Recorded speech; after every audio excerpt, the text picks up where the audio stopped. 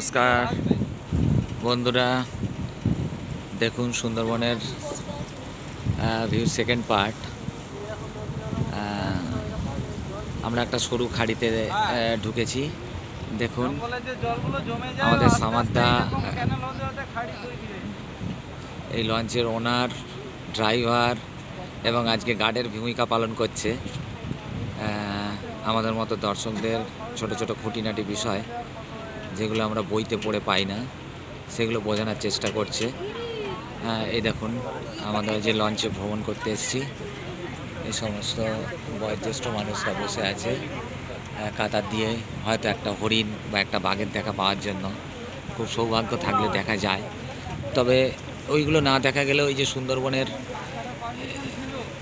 যে এত সুন্দর গভীর ম্যানগ্রোভ জঙ্গল, যা পৃথিবীর খুব কম জায়গাতেই এই ধরনের জঙ্গলের দেখা মেলে।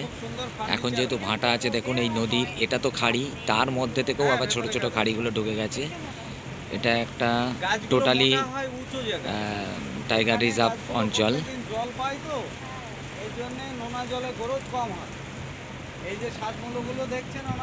দেখুন এখানে শ্বাসমূল এবং ঠেসমূলযুক্ত ম্যানগ্রোভ অরণ্য এবং তার সঙ্গে সুন্দর একটা দৃশ্য।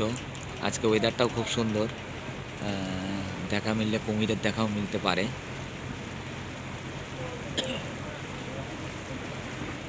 আর এখানে যে ধরনের ম্যানগ্রোভ গাছগুলো আছে, গরান, গেওয়া, হেতাল, সুন্দরী, এই সুন্দরী গাছের নামকে অবলম্বন করেই সুন্দরবন নামটা প্রতিস্থাপিত করা হয়েছে।